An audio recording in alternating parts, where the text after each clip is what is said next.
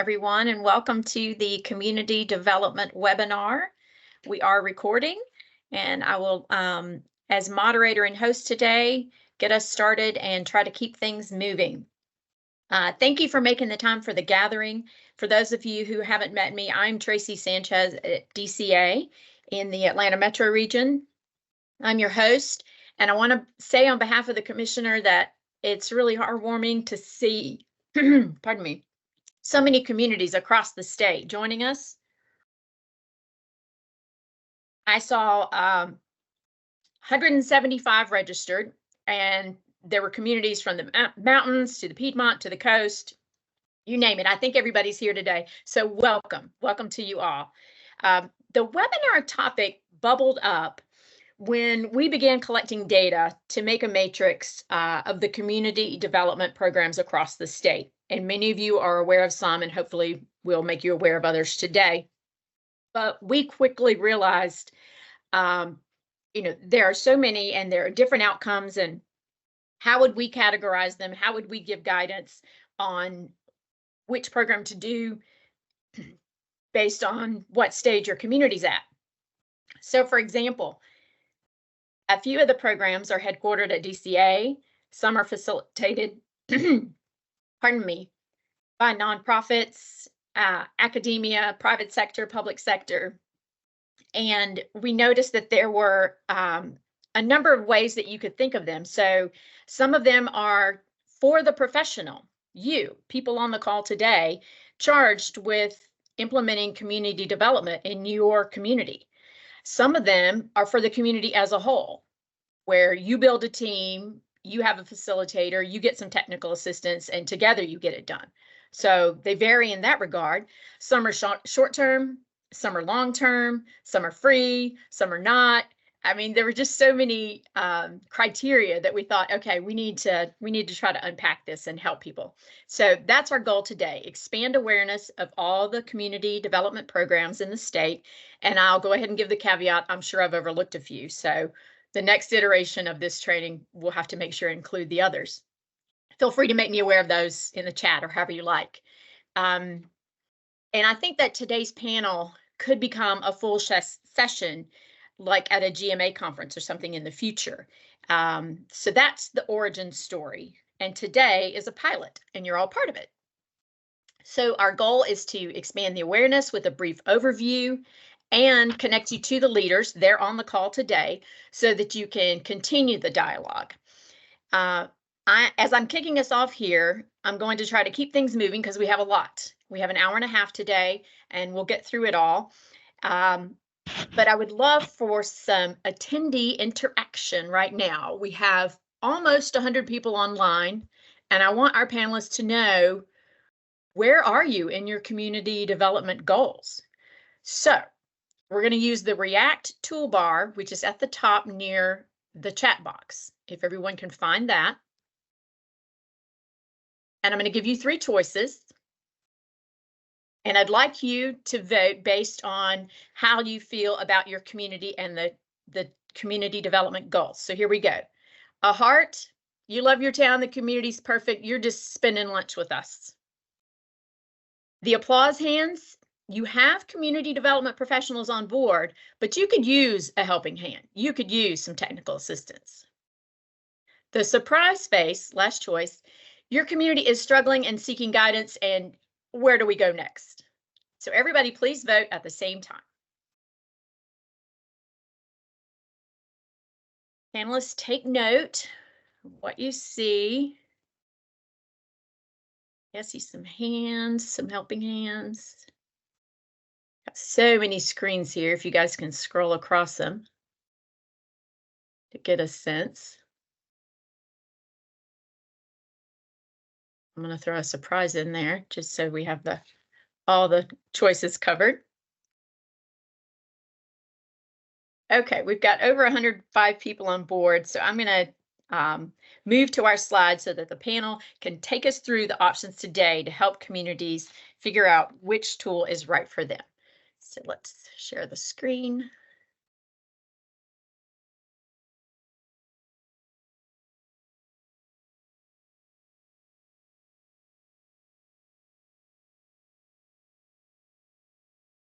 Okay, can everyone see that and give me a verbal since I can't see you all anymore? Yes. Yes. Yes. Yep. That's good. Yes. Okay, terrific.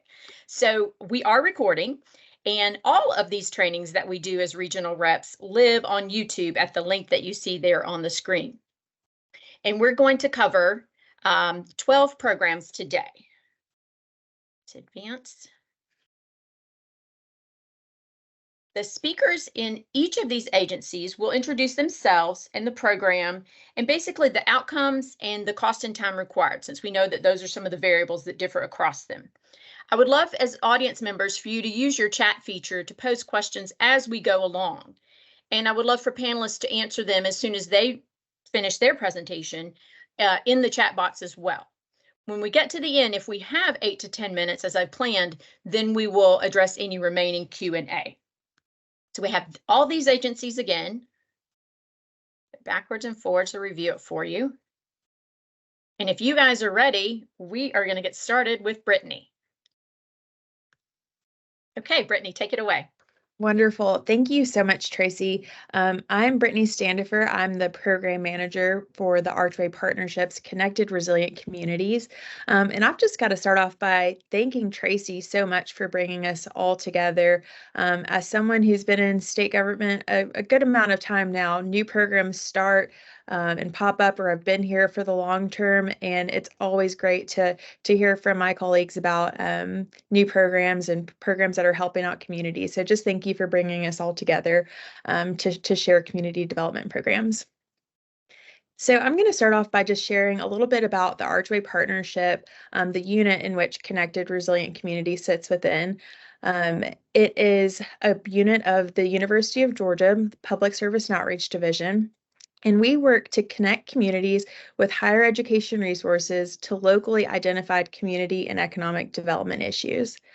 So our traditional model, we are located in 8 communities where we have a full-time faculty member that works with community stakeholders to uncover community needs, community opportunities, to learn what the pulse of the community is, and then connect you back to the University of Georgia for support in your needs. So when Tracy asked, do you have the shock face? Do you need a helping hand? I would say that we are an organization that can help those who have kind of got a little bit of collaboration started in the community, but looking for a helping hand with some technical assistance. So in 2021, we were asked by the university to think about how we could serve more communities. Like I said, the Archway Partnership is traditionally located in 8 communities, and we have longstanding relationships within those. And like most organizations, our capacity is limited. And so we work to develop the Connected Resilient Communities. Also, you'll hear it called CRC quite a bit. And this is a time-limited opportunity to work with the Archway Partnership. I like to say it's an exercise in learning how to work together a little bit better, and then learn how to be resourceful for your greatest challenges. Another way to build your toolbox and get some extra support for things that you may be working on in your community. As we developed this program, we really thought about what the core pieces of the Archway Partnership model are. And really, it comes down to data-driven decision-making. So looking at third-party data and helping your community make sense of that complicated spreadsheet or PowerPoint that you've been handed down to you, or that's been handed down to you. We think about community engagement. We do this through a collaborative steering committee. We ask you to look into your community and see who are the leaders that can speak for the masses, but also are willing to reach back and make sure we have a diverse table and are representative of different segments of your community. We also work through community surveys, asking your community just what they think are the greatest challenges and the opportunities in the community. So we pair that data, we pair that community engagement, and hopefully uncover the story of your community. And we work collaboratively back and forth to make sure we're hearing you correctly, because like I said, we're locally identified. We really work to make sure that we are working on issues your community is interested in, not ones that the University of Georgia is looking to pursue. So based on what your community tells us are your needs, we then work to connect you back with subject matter expertise here on campus. So this slide shows some typical buckets that we work in: economic development, leadership development, health and wellness, education and workforce development, and quality of life. Through the Connected Resilient Communities program, your community would work through 3 projects in one or all 5 of these buckets. Sometimes they cross over, as you can imagine. And essentially, it's a tiered designation. So you have the opportunity to stop and celebrate at the completion of each project. That is one of the most fun parts for me in this role. As community developers, I know oftentimes you have a long to-do list and you're just working through it, and there's not a lot of time to stop and celebrate your achievements or let your community know what's been going on in your downtown or your community at large. And so through this program, there will be an opportunity to do that. So to give you a picture of what these projects may look like, they are vast in the type of projects that they can be. We do work with all 18 schools and colleges at the University of Georgia, but essentially it's based in faculty research, community service-based learning, and that community-based faculty member. And to let you know how to think about this, it may look like your community has a vacant lot in your downtown. Maybe you connect to a group of environment and design students to create a design for that pocket park. They'll create an implementation plan, and then maybe your community utilizes your steering committee to then implement that pocket park in your community. I've seen engineering students do site analysis on, let's say you have a busy downtown traffic design. Students can look to reroute your traffic, to implement some slow down measurements in that downtown area. And we all know engineers can be quite expensive to work with. And so these students are great resources to help you think about what a big engineering project in your community could look like, or what it may cost you, just in that brainstorming mode.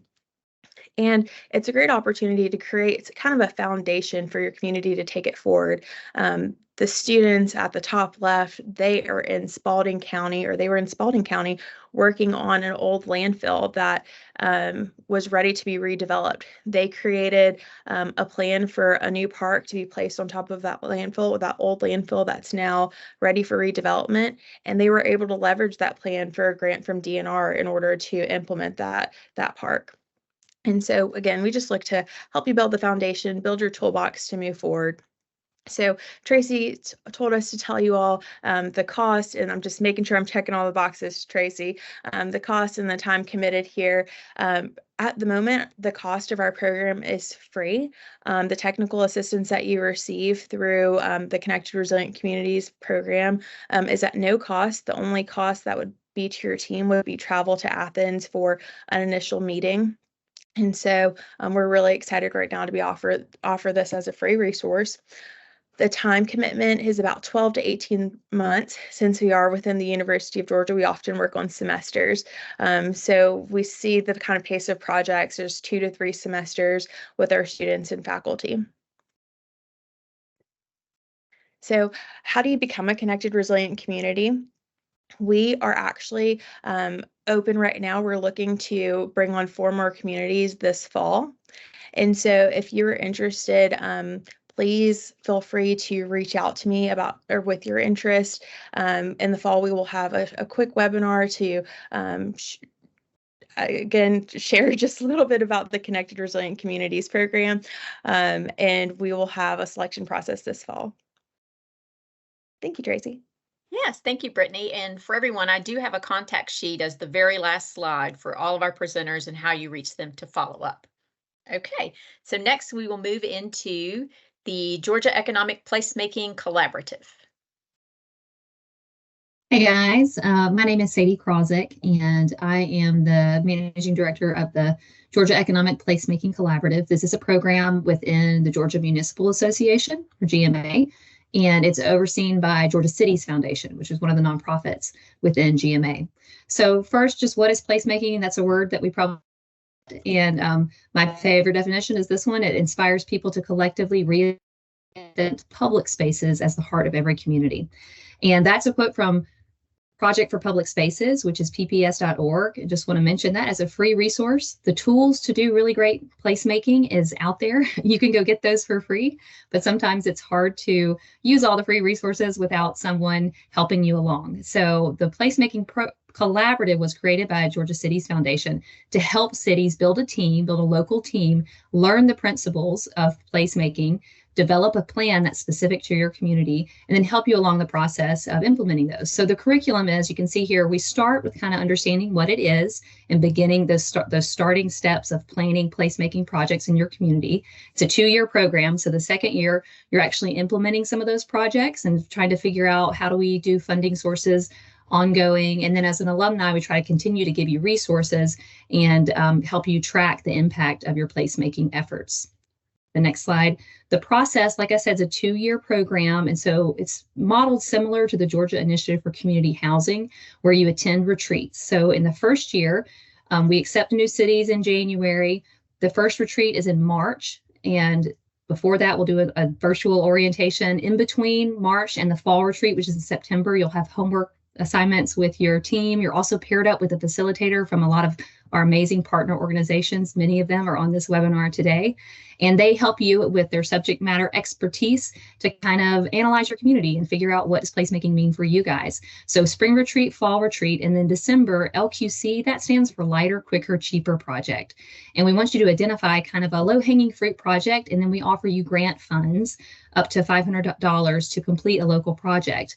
And again, year 2, you're going to go through the similar program, spring retreat, fall retreat, and then you graduate the program, and you'll have another grant opportunity that's a little larger at that point in time.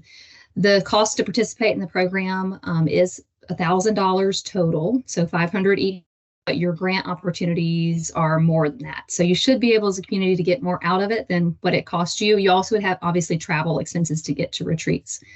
So the program objectives for the Placemaking Collaborative is to discover what your community wants by listening to your community and engaging multiple stakeholders to be a part of that team, but also that volunteer group locally that's helping do these projects, because placemaking is for people. It's connecting people to places that they care about. And at the end of the program, we're hoping that you have a plan that's specific to your community, and you know how you've developed some skills to actually implement some of those projects in your community.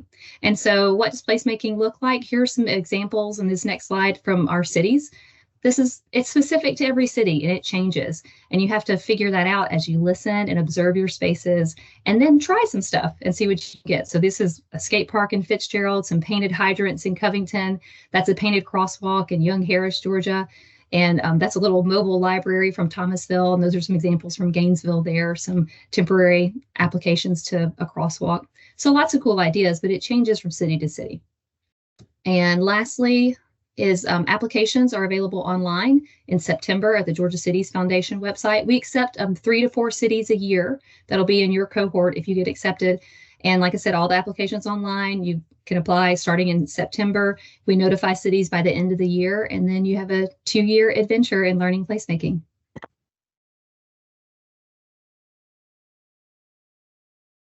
Excellent. Thank you, Sadie. Those slides are beautiful. I love the visual of, what can this be? What do the outcomes look like?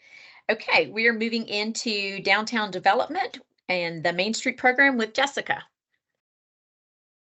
All right, thank y'all for having me. My name is Jessica Worthington. I'm the director of the Office of Downtown Development with the Georgia Department of Community Affairs. Next slide, Tracy. Go back one. So just to give you, a brief overview, one of the primary ways that we serve the state through our office is with something called the Georgia Main Street program. So this program was founded in 1980. We were one of the first states in the nation to embrace this approach to downtown revitalization. And we started out with 5 programs and now have grown to over 100 plus designated communities. The National Main Street Center is located in Chicago and is one of our counterparts that we work very closely with. So on the state level, we are the coordinating office. We work directly with our local designated programs to make those recommendations to national regarding those designations. Next. So I could talk all day about why downtown is important, but I won't. I'll keep it a little more succinct. But for us, downtown is important because it's typically where we see the highest concentration of small businesses, those small mom and pop shops. It's where, you know, a community really defines its sense of place. You know, you may get off on the interstate and there's a McDonald's and there's a Chick-fil-A and there's, you know, a gas station. But, you know, when you are in Thomasville, there's only one Jonas Fish and Grits. And if you haven't been there, it's amazing. It's my favorite place to stop anytime I'm in that neck of the woods.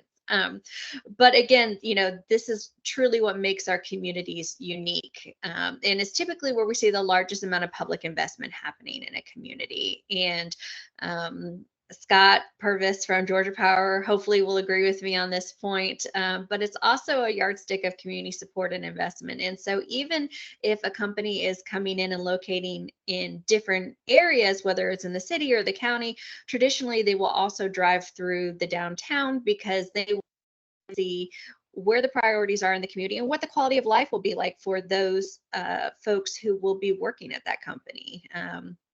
And it's also where we see that cultural and physical history come together and create that sense of place and our heritage. Next slide. So at the Office of Downtown Development, we take a tiered approach to supporting all our communities. And we believe that you guys have the capacity to be the best versions of yourself, regardless of population, socioeconomic climate, staffing challenges, no matter where you are in the region. And I say the best version of yourself because in today's world, it's so easy to look and see what our neighbors are doing and feeling like we have to keep up or do better. But the reality is we all have different things we're working with. And so our goal in our office is to help you, again, be the best version of yourself, knowing that every community has the capacity to improve its central business district. Next slide. So we have 3 levels of service within the Georgia Main Street program. We have the Downtown Affiliate Network, the Classic Main Street program level, and then something we have just in Georgia, which is called Georgia's Exceptional Main Streets. All 3 levels of service do require some staffing component as well as a board and a funding commitment.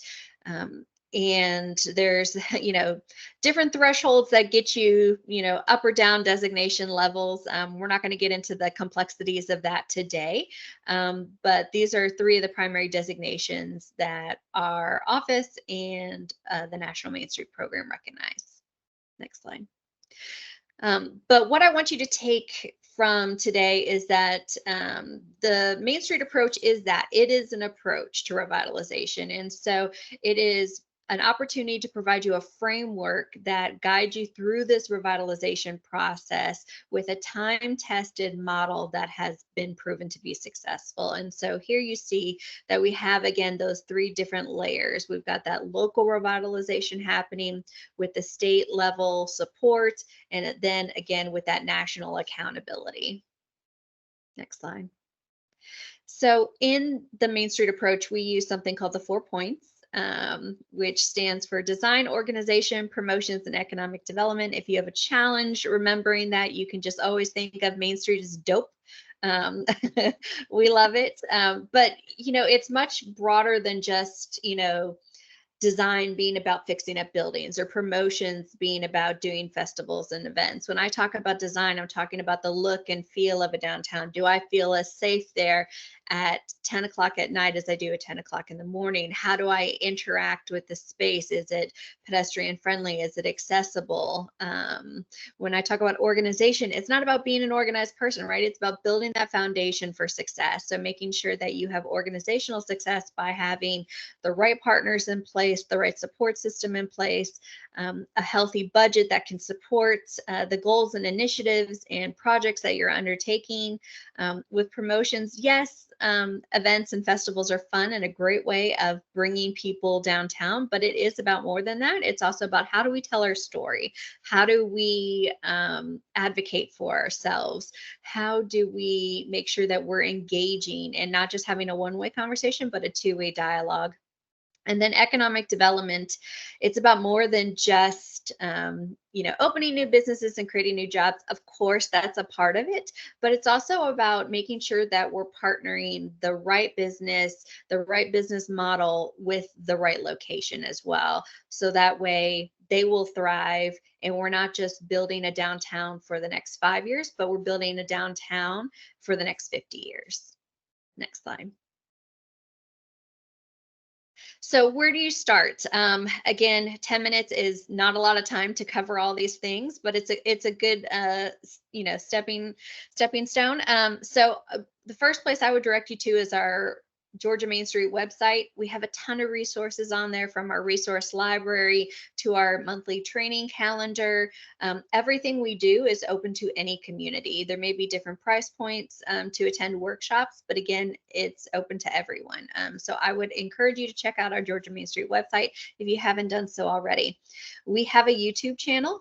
We've had it since about 2014, so around 10 years now. We have an extensive library on that channel, and you can go back, you can check it out. It's all free, it's all available. We focus on things that we're doing, things that partners have done. We've got webinars, and then also something that you'll see on there, we do a monthly virtual meetup. It's called Third Thursdays, Coffee and Conversations. This started during the pandemic, and we've continued since then. And again, this is open to anybody. It's an opportunity for us as a network to come together from all around the state and to be able to interact, share ideas, trouble source and troubleshoot in real time with other folks, and be able to get ideas. And we love to say that in our world, it's not R&D, it's rip off and duplicate. So we're all about how do we learn what other folks are doing. Don't reinvent the wheel. Borrow the wheel from your neighbor and see how you can make it work for your community. Thank you, Jessica. And Yeah. I want to, thinking about like doing this as a person and leading a community, I don't think we have a representative on the call today, but I know that you're familiar with the Certified Downtown Professional Program. And if you could say a few words about that, because that's one person doing some training to try to be the visionary that could lead the effort, right? Yes, absolutely. So one of our partner organizations, the Georgia Downtown Association, they are an independent nonprofit, but they are staffed with folks from the Georgia Municipal Association. It has a board that's comprised of downtown professionals from all over the state. And they worked with Carl Vinson and Georgia Power and ourselves to create something called Certified Downtown Professional certification program, and it consists of 14 different classes that are offered throughout the year. I would encourage you to check out, just Google Georgia Downtown Association, and those training opportunities will come up, and it ranges from beginner to intermediate and advanced level classes in all those areas that I've just discussed: the promotions, economic development, organization, and design. And while you can complete the whole entire certification from start to finish, it's not something you necessarily have to do. If your budget doesn't allow it, I would encourage you to find things that you're passionate about, things that you need to know more about. Dip your toe in the water, go take one of these classes, again taught by people who have background and expertise in these areas. And again, it's a great opportunity to just network and meet other professionals in the industry. Very good. And I know we're going to hear later from Kelly and Daniel, who both will also talk about programs that you attendees today might do for yourselves to enhance skills as you lead some of these efforts. Let's see, we're doing great on time. So next we're going to move into the programs at Georgia Power, hosted by Vanessa and Scott. Let me get to the slide. Okay. Are you ready? Yes, we are ready. All right. Take it away.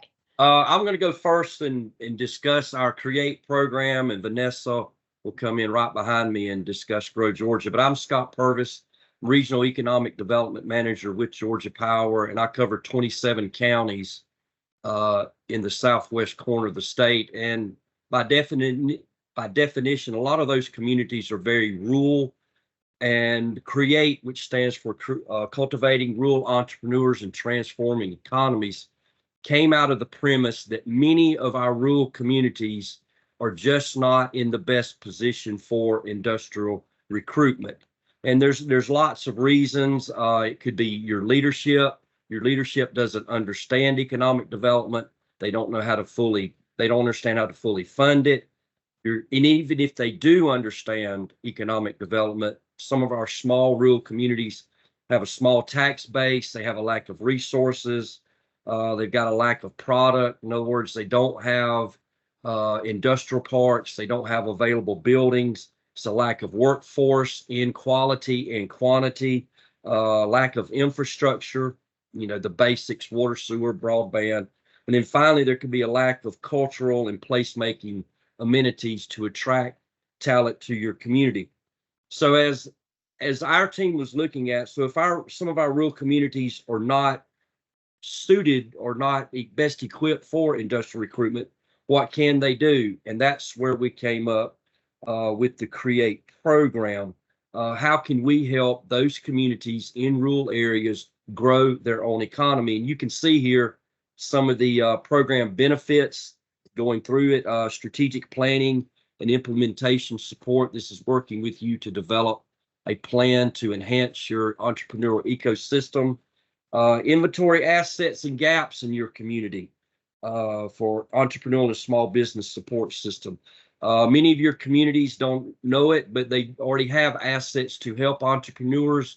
Through this program, we can help identify those gaps and how you can offset those. Identify partners and resources and funding to support entrepreneurship and small business. At Georgia Power, we're not necessarily the experts on entrepreneurs. We like to view ourselves as more the conveners, bringing all the resources together. And then finally, of course, learning about best practices for igniting entrepreneurships and small businesses. We've had 6 communities participate and graduate from the CREATE program. So there's a lot of knowledge there and best practices that they could do. Our research showed that there's a lot of information and organizations out there to help the entrepreneur. What's not out there is a lot of information or support system to help the community help the entrepreneur. So that's where CREATE fits in that niche. Our audience is the community, not the specific entrepreneur. Tracy, if you could go to the next slide, please. Mm-hmm. So this is giving you what our next phase of CREATE is. CREATE used to be a 2-year program. We have really honed that down. This year, we're going to select 5 to 6 communities. It will be a 2-day, instead of a 2-year process, a 2-day intensive training. The dates of August 14th and 15th. We'll do 2 days of training there in August, and then in the fall, we will come out as a team and assess your community and do an audit of your entrepreneur ecosystem and find out a little more about where you want to go with your entrepreneurship. We're looking for communities that are already working in the entrepreneurial ecosystem area. We don't really take a community from scratch right now. We want rural communities. We're defining rural as those communities that are 50,000 and less. And the one other caveat in this, for this round, we're only taking Georgia Power franchise communities. Hopefully at a later date, we can do something statewide where we can take in all the communities. But in addition to the 2-day, we will begin actually a nomination process where we'll work through my counterparts on the regional team and our area managers. So if you know of a community or if your community interested, please contact your Georgia Power area manager or local manager We will accept nominations, then we'll go through an application process. And like I said, we'll designate 5 to 6 communities, because hopefully at the end of the day, in addition to the program benefits, we want to be able to get that community's leadership to understand that entrepreneurship is a part of your overall economic development strategy for your community. Understand that entrepreneurship gives your community a competitive edge that it may not have with industrial recruitment. While it's an integral part of downtown development, entrepreneurship is more than that. It is about that person who starts a business in their garage and they expand by 5 employees, that a few years later they're in your industrial park with 25 employees. And finally, is to help get your leadership to understand that small does not define the value that these entrepreneurs and small businesses bring to your community. End up with, you can learn more at www.selectgeorgia.com. The Create website is embedded in that link, so please go there and look for more information, and we will have the applications out soon. Oh, and it's free, so that's always good. That's always good. I'm learning so much already. Thank you, Scott. Vanessa. Hi, I work with Scott, Vanessa Wagner, Marketing Program Manager at Georgia Power Economic Development, and I'm excited to share a resource designed for entrepreneurs, but available for everyone to share or borrow from. Or I loved that rip off, Jessica, what you said, I love that rip off or borrow your neighbor's wheel. So as many of you may know, minority-owned businesses in Georgia really are a robust part of our economy. They provide over 400,000 jobs to hardworking Georgians across the state. In spite of their growth in the recent years, they still face a lot of challenges, including access to capital, mentorship, business networks. These barriers only increase the further you get outside of Metro or some of our MSA hubs. And then we really saw this during the pandemic, where these challenges were just intensified. So the team at Georgia Power asks that question: how can we help small businesses with our available resources? And as Scott shared, we know that many of our communities are doing some wonderful things. So we didn't want to recreate programming that already existed, but we used that research we had to amplify the messages and the reach of those great programs, the people, programs, and places that are helping these diverse founders excel. So in 2022, we launched growgeorgia.com, and this helped promote resources related to funding, supplier diversity programs, certifications and business education, and news and events with an emphasis on minority-owned businesses. So in addition to the website, we do have a quarterly email that goes out to our small business subscribers as well as community leaders. We received, last year we received about 500 inquiries from the website to help entrepreneurs. So that was our opportunity to again promote regional programs and people that were helping them. And while the majority of resources on the website are focused on ethnic and racial minority businesses, they can still be beneficial to our women-owned businesses, veteran-owned, or even those non-designated small business or founders. Next slide, please. And this program, while it is facing entrepreneurs, it's really for everybody. You know, next week is Georgia Small Business Week, so a great way to help the small businesses in your community are sharing the resources that are available to help them and grow. So I invite you all to share, borrow, steal anything that's on there. It's really for your benefit.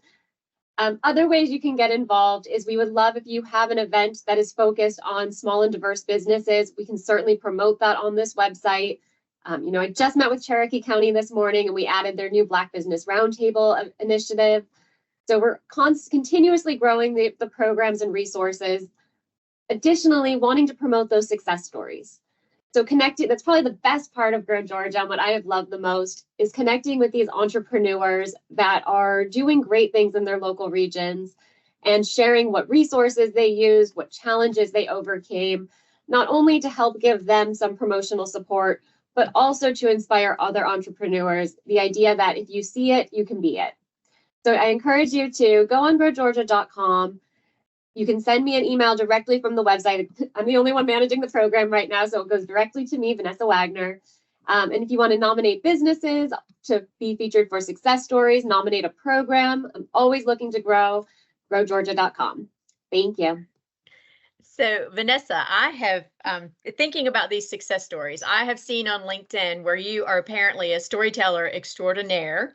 And I would love to know if you already got one success story you could share with us that comes to mind.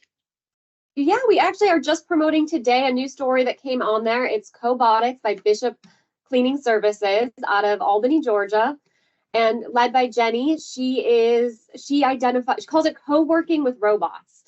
So during the pandemic, they were really facing some workforce challenges to continue their janitorial services at Bishop Cleaning Care. So they've started implementing robots into their business. And it's not necessarily replacing the workforce, but it's enhancing the existing workforce. Because now those companies that are those employees that were just part-time janitorial services, they're getting the skills and knowledge on how to use these robots, use that technology in addition to their own work. And so it's really upskilling her whole organization, and that, and she's doing great things and keeps building them. Terrific. Thank you for sharing that with us.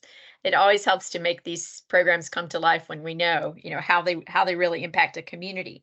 Okay, we are doing great on time, and I want to remind you, if you have any questions about these programs, go ahead and put them in the chat. Kelly's monitoring that, and the speakers and panelists will be able to answer them as they finish and move on to the next topic. And so we can just kind of address that as we go. So now we're moving into a presentation from Daniel on Community Planning Institute and Plan First. I'll let you take it away, Daniel. Thank you, Tracy. Good afternoon, everybody. My name is Daniel Gaddis. I'm the Planning Outreach Coordinator here in DCA's Office of Planning Research and Geoanalytics. So today is my 6-month anniversary. I'm excited to be here. I have a background in public education as well as local government planning and economic development.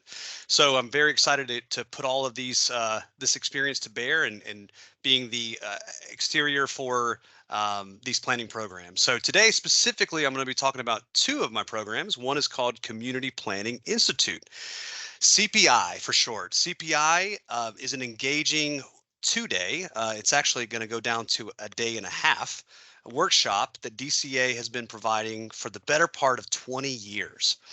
This event is aimed at providing content for elected officials, appointed officials like planning commissioners and ZBA board members, as well as a whole host of city and county staff. Topics include Planning 101, how to use your comprehensive plan, best practices around CDBG, affordable housing for your community, public health, how to create vibrant downtowns, regional planning and using your regional commission, historic preservation, zoning basics, and case studies, and the list goes on. This year in March, we held our spring CPI event, and when we made the announcement on our website, registration filled up within 6 days. So we do also anticipate tons of interest for the fall, and you can see there that we're looking at having our CPI in the fall in Dublin, Georgia. So right now, I'm going to go ahead and tell you guys this is an exclusive. We haven't announced this on our website yet, but we are looking at that October 3rd, 4th, depending on venue availability. So I would like to say for the planners, we also we provide CM credits for those continuing maintenance for your AICP for this event. And we also provide a certificate to all attendees that could satisfy a portion of your newly elected officials training requirements. I will say finally on CPI, that we are reimagining it to be more complementary to what is being offered from GMA, ACCG, Carl Vinson, and also the wonderful training provided by our regional commission. So we are in active conversations with these organizations to make this event something that's very targeted and very specific to what you guys can build on for your local governments, so that there's not a lot of repetition as much as it is scaffolding that learning. Next slide. So our other program is a wonderful program called the Plan First designation. Put simply, a Plan First community is one that is recognized by DCA as implementing their comprehensive plan above and beyond in an exemplary way. It rewards and recognizes these communities in our state for their excellent work specific to the comprehensive plan.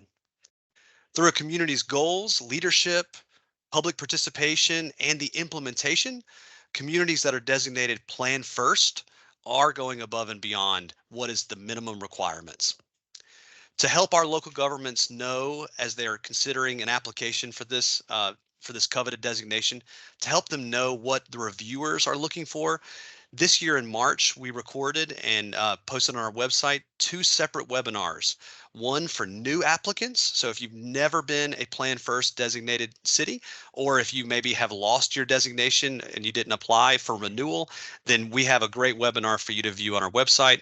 Additionally, the application for renewing communities, those communities that have already been a Plan First designated community and are just renewing their designation, we have a webinar that's specific to those as well. And you guys can find those on our Plan First website.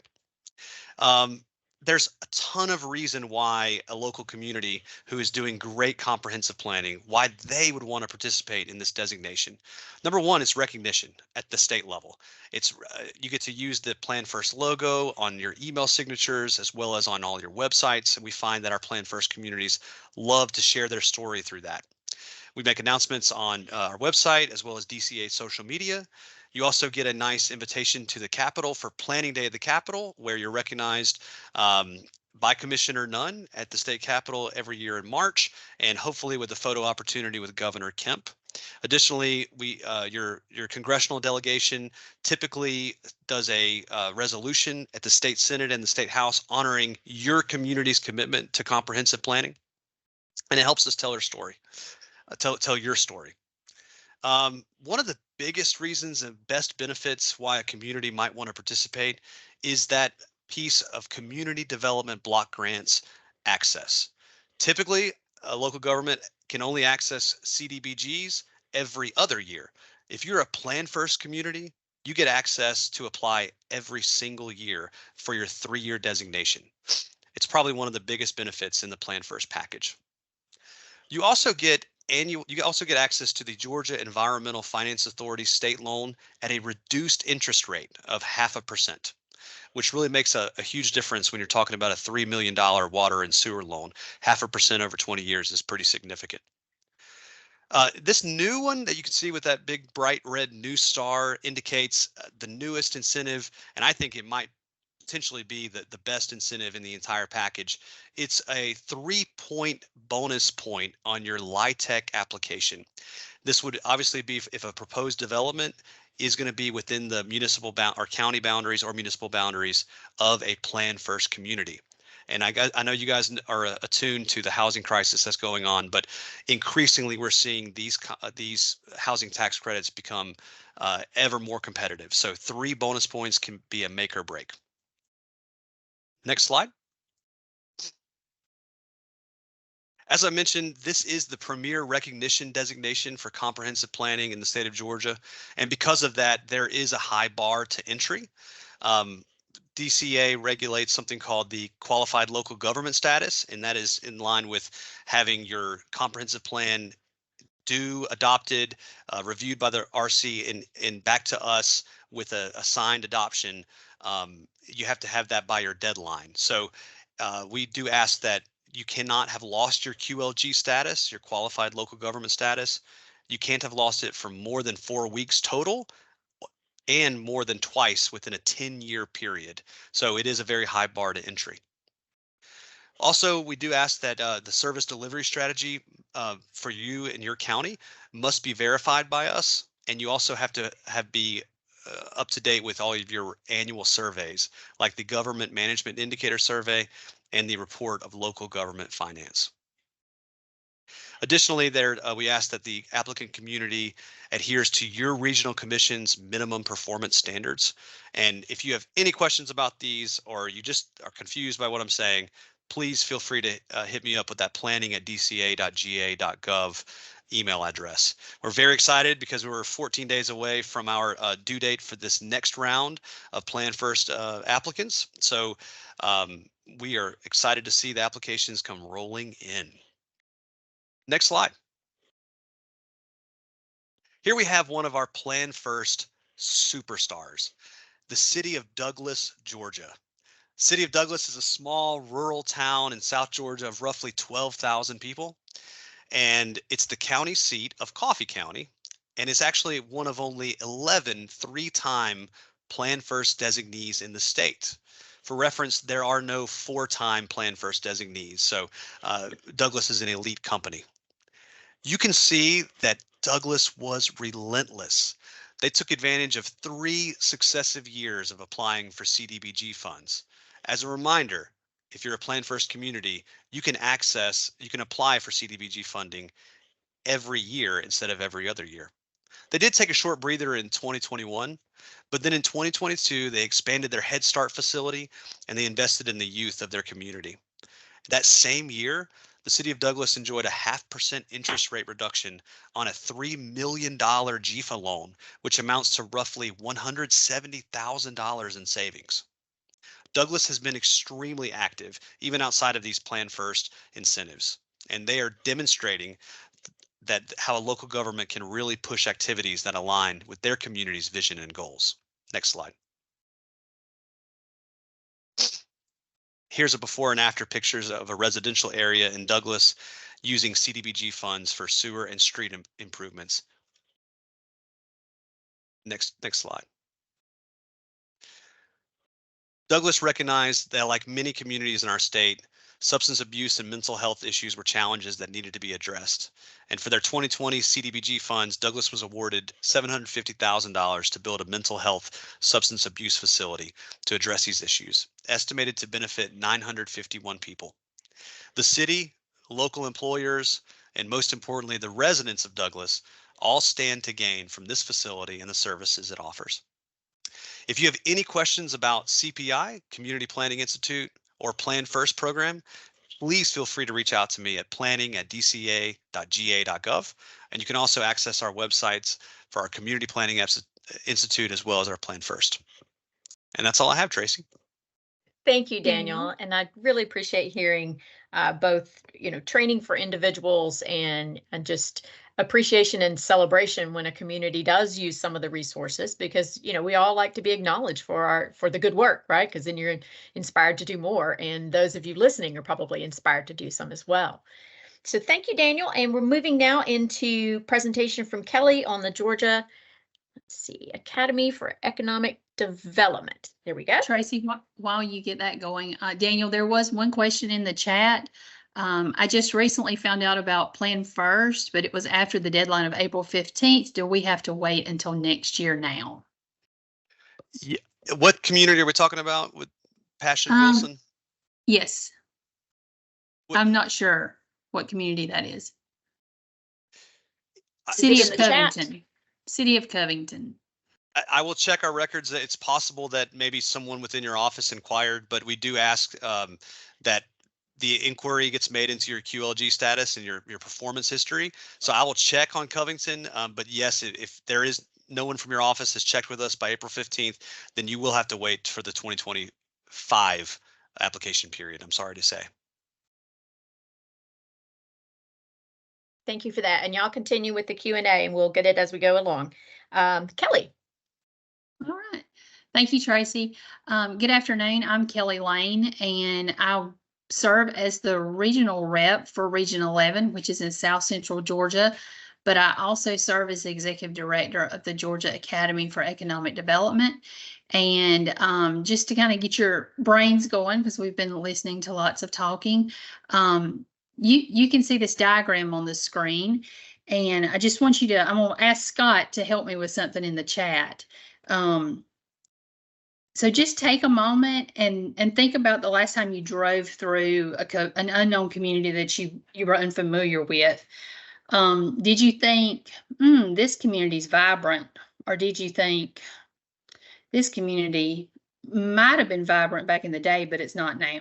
So in the chat, just type a few words to indicate something that made you think the community was dying or it was thriving. And Scott's going to read a few of those.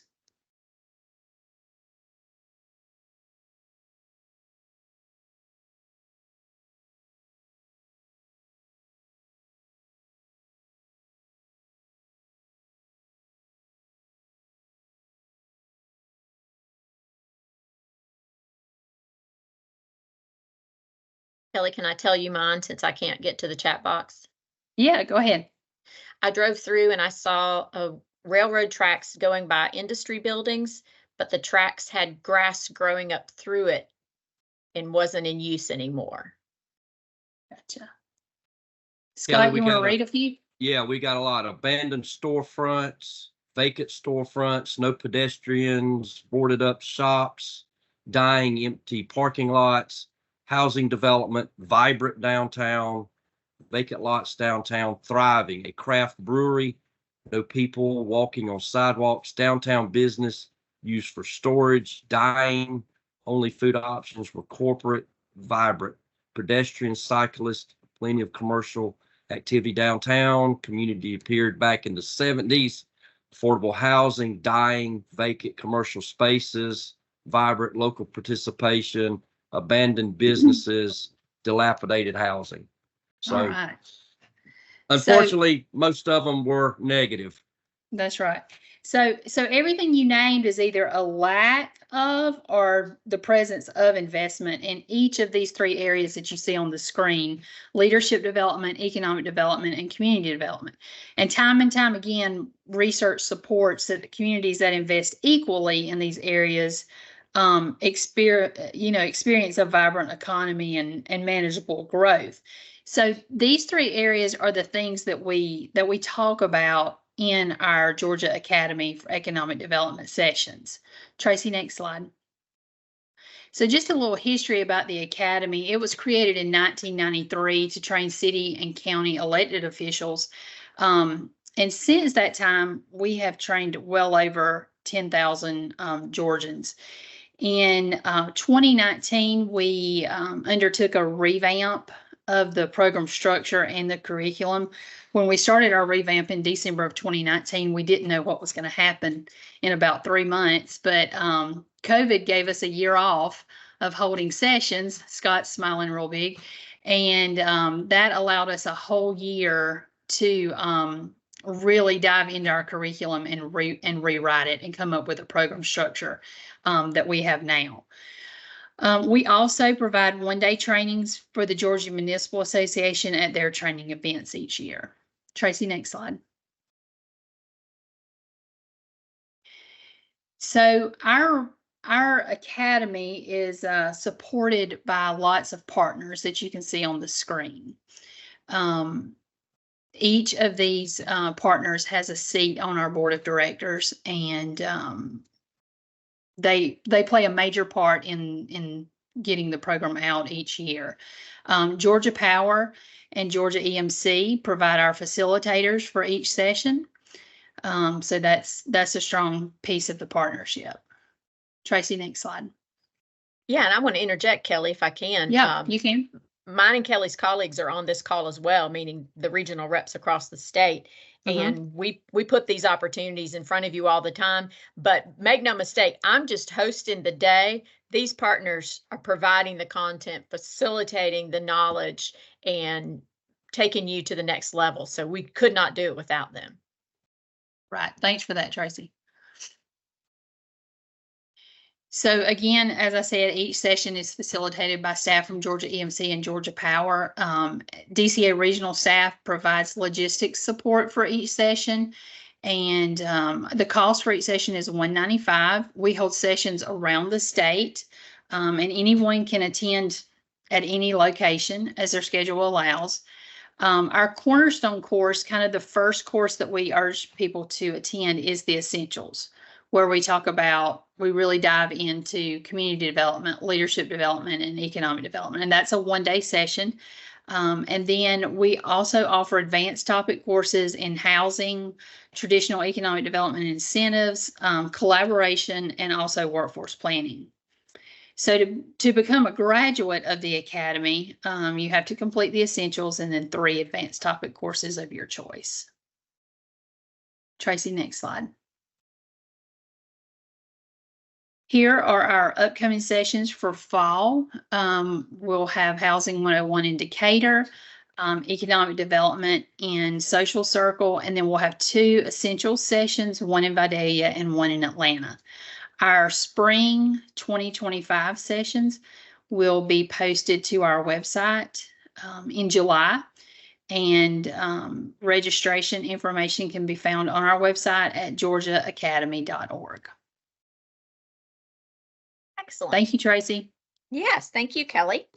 Okay, so like I mentioned earlier, we've got programs here that are for individuals, for elected officials, for community development professionals, for the community to build a team. So I want to keep that momentum rolling and switch now to Caitlin and Clark. I'll let y'all tell me which order you're going to go in. I think that I am going to kick this off, but I invite Caitlin to jump in whenever, because I'm liable to forget something or misspeak. But I appreciate you having me here today. Thank you, Tracy, for organizing this. Here representing the Georgia Downtown Renaissance Partnership. Many of y'all know Danny Bivens, who runs our studio. He couldn't be here today, unfortunately, so I'm sitting in. But I'm more on the design side. I kind of joined this team in 2014, actually as a student, and then 2015 full time. But the partnership was organized in 2013, basically around the understanding that downtowns are the economic engines that drive local economies, and we want to do what we can to support downtowns across the state. Partners including Georgia Municipal Association, Georgia Cities Foundation, and since 2015, the Lyndhurst Foundation has supported this work all across the state. I've been fortunate enough to work in 74 communities through 3 different programs that we offer. Next slide, please. The kind of main signature component of the work that we produce are RSVP master plans. This is from a recent master plan we completed in Carrollton, and this is one image from a 165 plus page community master plan. All of the RSVPs we produce, they have a really significant public input component. So nothing ends up in those plans that we didn't hear from the community. And I think we're really good as a kind of small team at hearing what a community wants and reflecting that through these designs and images that we include in reports. This, for example, kind of a key corridor leading to their downtown area, we probably produced 10 different variations of this scheme that's included in that final document. We can go to the next one too. Another program component that we offer is the Georgia Downtown Renaissance Fellowship. This is actually how I started at the Carl Vinson Institute of Government. It pairs a student at the College of Environment and Design, so an emerging designer, with a city across the state to address city identified issues over the course of a 12-week summer fellowship. So this was produced last year. Very talented young designer, Garrison Taylor, created this for a building in Baxley. The city heard about a potential business coming in, wanted to assist them with a facade rendering. So this building is being renovated, and some of these elements are going to be incorporated into that. But that's kind of a more technical, it's a more kind of targeted, shorter term planning document versus the RSVP, which is a 9 to 12 month, very intensive master planning process.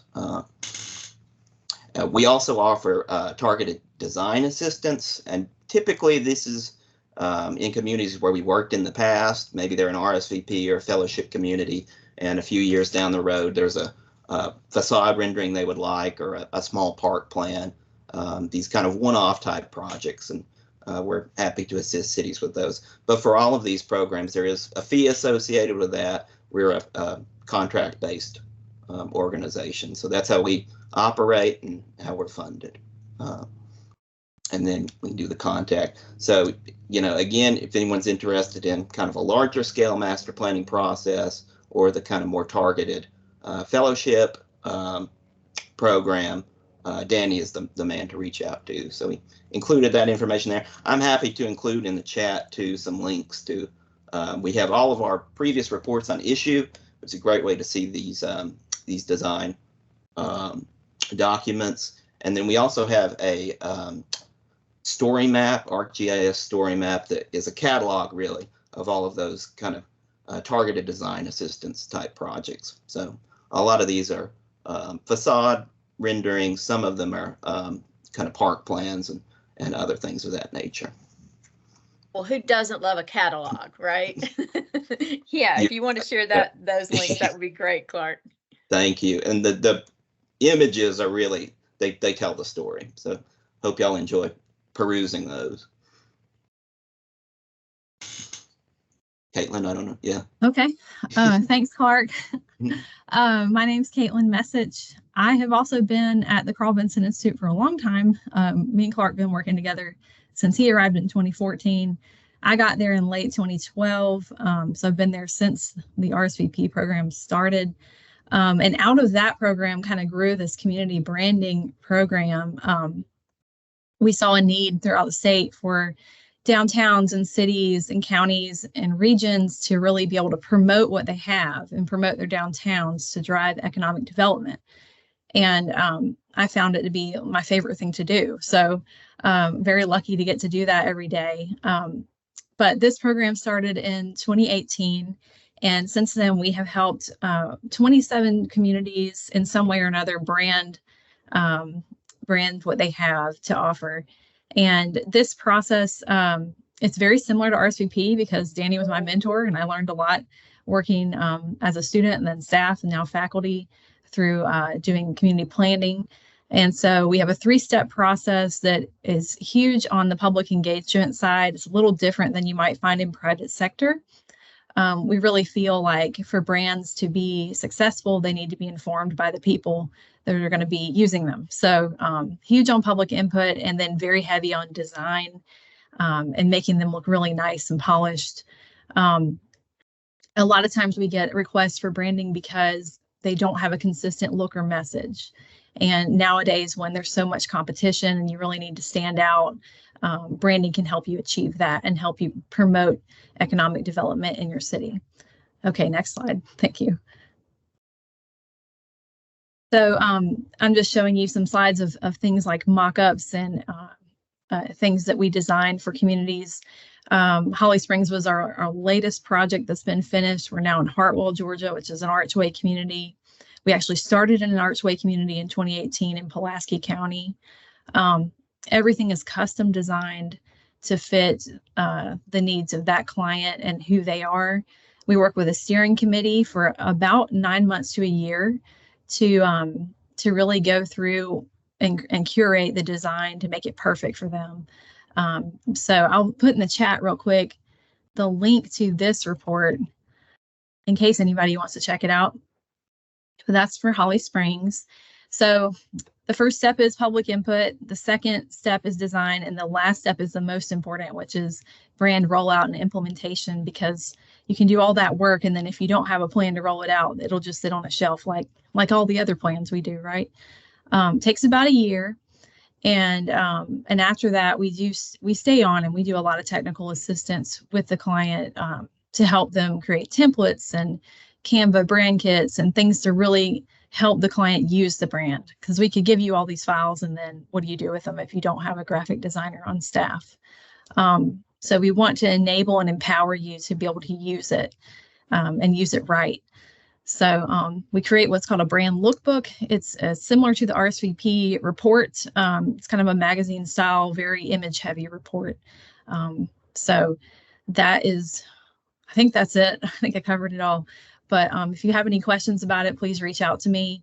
Here's just some of the logos, although it's much more than a logo, but just to represent some of the places where we've worked. All very different, awesome places. I've loved every single one. It's a pleasure to work with all of them. I can really see the assets that these communities have apparent in this brand. You know, I mean, you guys have done a great job of, I mean, maybe it was easy with Vidalia onion, definitely going to have an onion, right? But how creative with Gullah Geechee to get a sweetgrass basket and work that in, and, you know, some of the other ones. So, well, really Vidalia was surprisingly difficult because there was a million onions, and how did they want their onion to be? So we spent a lot of time even on the roots of the onion, which you can barely see in that picture, but yeah. It's very personal to people, you know, when you brand a place because it's their hometown and they want to make sure they get it right, as they should. And I see there's a question, is there a cost? Yes, we are fee-based. And that ranges a lot depending on the scope. So anywhere from 50,000 to 75 right now because of the cost of printing and everything that we do. We do work with you though, and we can break that up into several fiscal years. So, you know, just talk to us, have a conversation if you're interested. We are booked out now for about a year and a half, 2 years. So we've got a wait list, and because we're a small studio, small but mighty, right, Clark? We do need a few more bodies though. Yeah. Excellent. Okay, so next we're moving on to initiative at Georgia Tech. And let's see, do we have Betsy online? Yes. Okay, great. So take it away, Betsy. All right. So I am Betsy McGriff, and I am part of the Center for Economic Development Research at Georgia Tech. So I'm just going to run really quickly through our list of service offerings here. We're part of the Enterprise Innovation Institute here at Tech, so there's other units who do things that you might be interested in as well. But I'm going to start with our fiscal and economic impact analysis. Many of you know, and he is part of the Georgia Academy, but the leader of our group is Dr. Alfie Meek, and he helps. We have a couple of other economists on team as well, and so we run fiscal impact analysis, which is how to project the effect of a project on your community's revenue and service needs. So kind of looking at the county books or the city books. But then the economic impact analysis is sort of what kind of benefits an economic development or business location would mean to your community, and somewhat the region and the state. So that's the jobs, the payroll, those other economic impacts. And so putting those together can really give you a good holistic picture, sort of a cost benefit of your economic development strategy. We also run tourism validation and impact analysis. So that's to allow for a proposed attraction if it will meet the legislative requirements to qualify for those tourism tax credits. We can do that validation. If any of you, and many of you do know me, those are not the things that I do, but we have a team of very talented economists that run those reports. We also do some strategic planning. That's in very broad ways. So three sort of subsections of that are our partnership development. So we have sort of incubated and continue to host and grow the Northwest Georgia iWorks program, which is the HDCI initiative up in Northwest Georgia. We help with strategy, partnership, regionalism, organization, sort of building that structure and framework for partnership. We also host the Georgia AIM. We're part of the Georgia AIM coalition. So that was a Build Back Better regional challenge, and I'll touch on that a little bit later. Target industry analysis. So we can look at what your community is prepared in terms of workforce sites, et cetera, to attract. Community profile assessment. So that's just the base data for your community, but really digging into some proprietary sources, understanding the census data. There's a lot out there, pulling the right data and getting that in a digestible format that your community can use. And we do some workforce and housing needs assessments. Again, labor market profile. So to understand who's in your community and how you grow your labor market, related to your industry. Also industry occupation analysis and forecasting. So where are you and where are you going? And then a labor force gap analysis. So if you're concerned, you have a shifting sort of target, or you have a gap just in your labor force, labor market is tight right now, that can be an important element to examine. Working on revamping this one, because we're getting a lot of questions that way, but the cost of community services. So that is where our economists use the local government budget records. So those reports that everybody submits to DCA do actually get utilized somewhere. And that analyzes the community's revenues and expenses by land use. So it can really give you a good look at your digest in understanding, expenditures to revenues and for different types of land use, between residential, commercial, and industrial. And it just gives you a good idea of where you are and sort of how you might plan, long term. We also do some economic resilience, so lean recovery training for economic resilience, continuity of operations planning for local governments. We do some of that. We have partners in another group that do some of that through some FEMA planning grants. I know the FEMA programs come at no cost. And then finally, I want to touch really quickly on Georgia AIM. So that was the Build Back Better Regional Challenge. Many of you on the call have participated in the community listening sessions around that. It's a statewide coalition, so we have all sorts of partners, TAG, the Russell Center for Entrepreneurship, TCSG, some other higher institutes of education, College of Engineering at UGA, Fort Valley State. I can't even name them all. But we've done regional strategic plans for all regions other than ARC, coastal, and middle Georgia. Those regions were a little bit better resourced. But all regions in the state will get a pilot program and will be part of communities of practice and learning exchanges around infusing AI manufacturing into Georgia, and really with a particular eye to rural Georgia and sort of the equitable distribution of AI. And finally, last but not least, we run the Basic Economic Development course. That's the cornerstone of training for your IEDC Certified Economic Developer designation. We have some partners on board supporting that this year through Georgia Power and through GEDA. We'll be hosting it this year. We host it on campus in Atlanta. This year it will be August 26th through 29th. You can go to gt-bedc.org,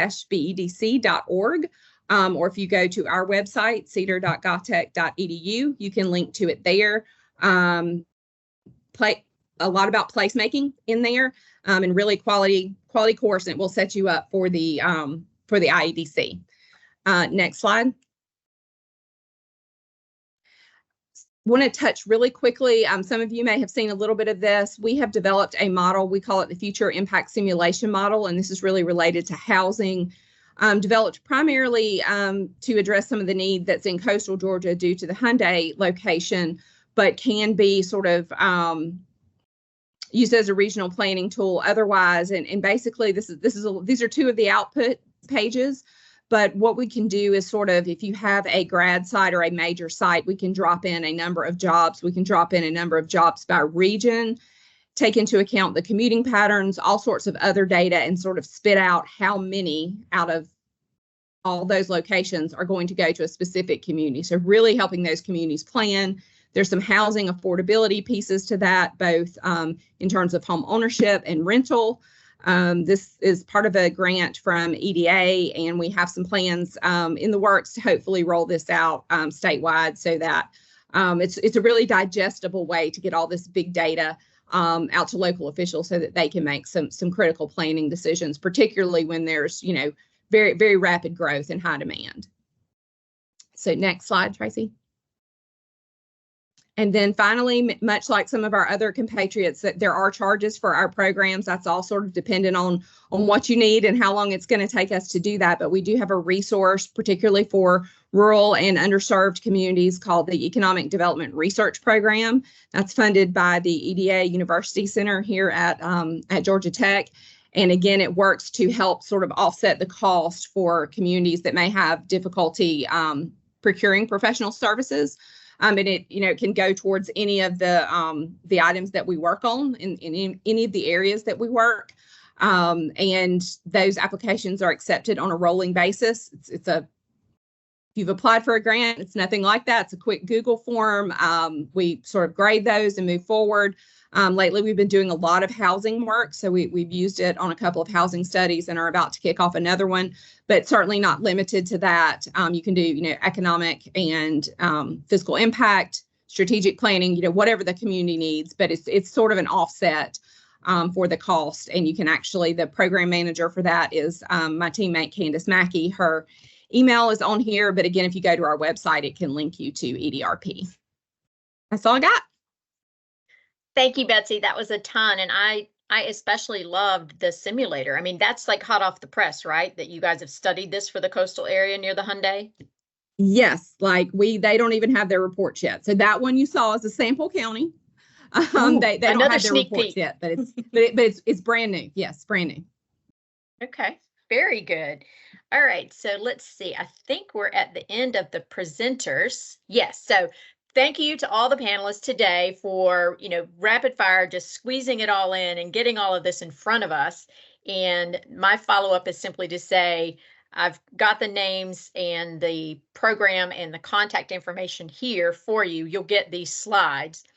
So I'd like to just take any Q&A that have evolved while we've been in the program that I haven't seen. Kelly, do we have anything? Yes, there are a few in the chat. I think this one goes back to Caitlin. Is there a cost for branding and how do we get assistance? Yes, there is a cost. It depends on the scope, though, depending on the scale of branding you need, whether it be downtown or a county-wide or a region. You can imagine there's a lot more involved the bigger you get. So just reach out to me. We can talk about that. We are booked out for a couple years, but we can still talk about that. It ranges from anywhere from 50 to 75 right now. And we can spread that over a couple fiscal years if we need to. Caitlin, also, if you are a prior RSVP alum, can you get branding design assistance? Yeah, just reach out to Clark or me or Danny, and let's just start with a conversation and see what you need. Okay. And Tracy, how are you going to share this recording? Will it be on the YouTube channel? Yeah, the YouTube channel, of course, is already up and live, and it takes our comms team a few days to load it there. But I will give you all a pointer for that YouTube channel again in a couple of days and send this slide deck along with it. Okay. Another question, across programs, is there a good example of a city that reworked their zoning code to encourage traditional downtown development? Someone want to take a stab? Zoning question, anybody want to take that? I will say I don't know of a local government, but I'm sure it's happened. I'm sure that our local governments in our state have made those tweaks. I will take this as a personal research project for myself and get back to you on that one. Who was the question asker? On that one? Hayes Taylor. Hayes Taylor. Thank you. And I will say within what I've heard of from within GIC communities are that Young Harris made some great zoning changes recently to allow different types of housing, and Canton did a change on an ordinance to allow accessory dwelling units. So a lot of specific to housing zoning changes that are happening.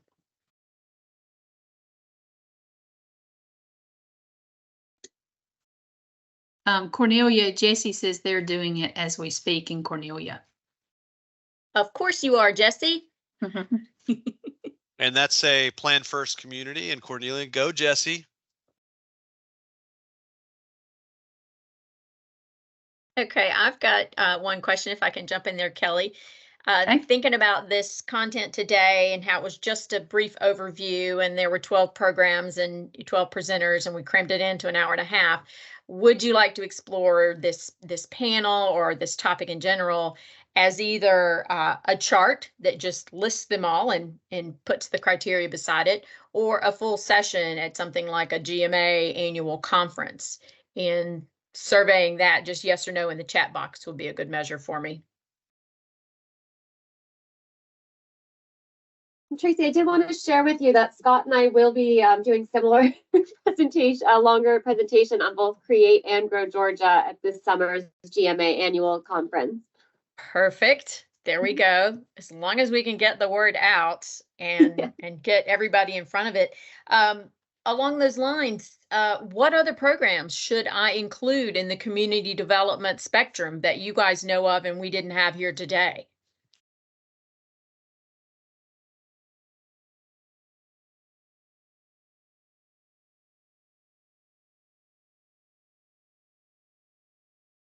Just want to be inclusive and not overlook somebody, because it's certainly an oversight if I have. Communities online, what else do you need to move forward? Right, you heard some basics today. Is it a deeper dialogue now where you reach out with these leaders?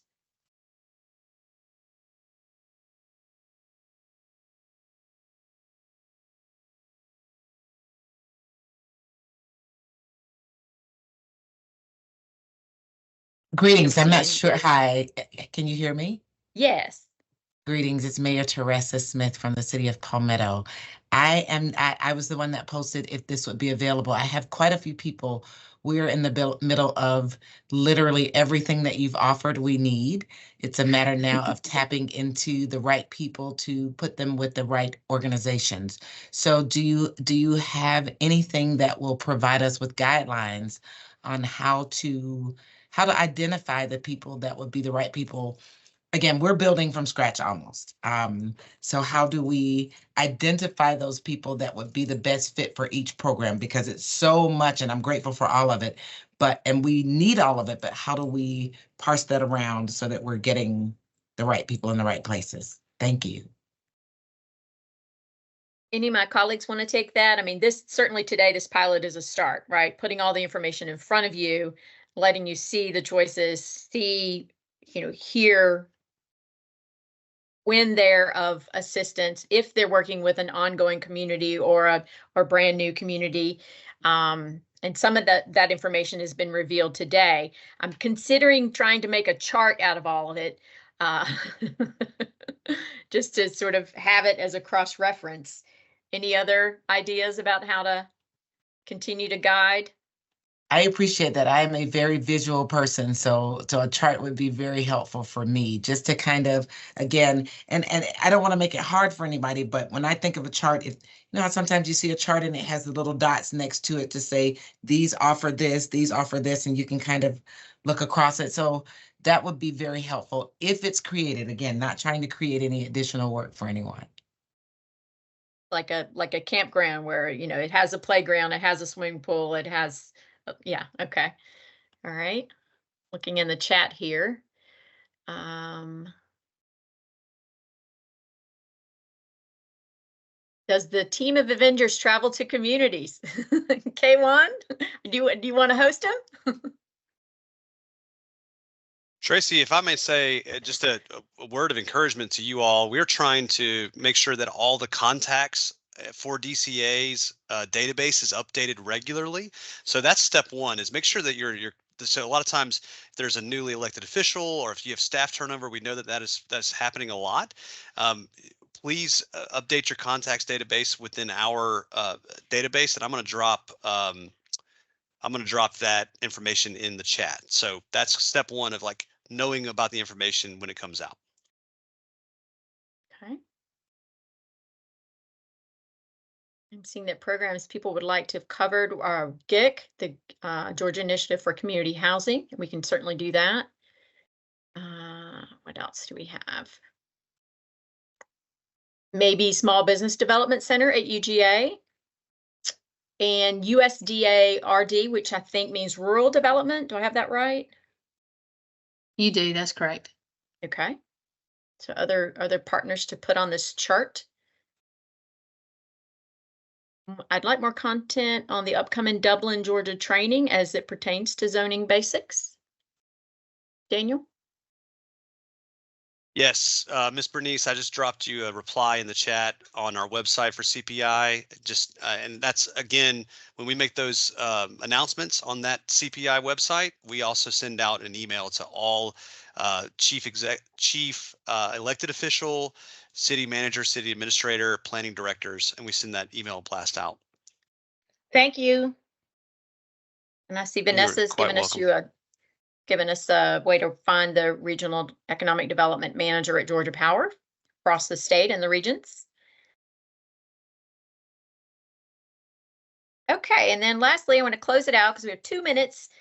Great job today. Thank you everyone for getting all the information in, bringing your questions. What other quick training like this online would you like to see us do here at DCA? And it can be across the spectrum of the 80 some odd programs that we offer. We're always wanting to bring you content that you need. If you have any closing thoughts on that, put those in the chat. And otherwise, I will sign us off and thank you all tremendously one last time for bringing all of this together and bringing the state together. And I think somebody see at one point the high count of participation. I know we reached 105 at one point. I wrote down 117 at the height. Excellent. I counted I saw 121. Excellent. Even better. I'm going to go with the highest number. Yep. Okay, great. Thank you, everyone, and we'll see you next time.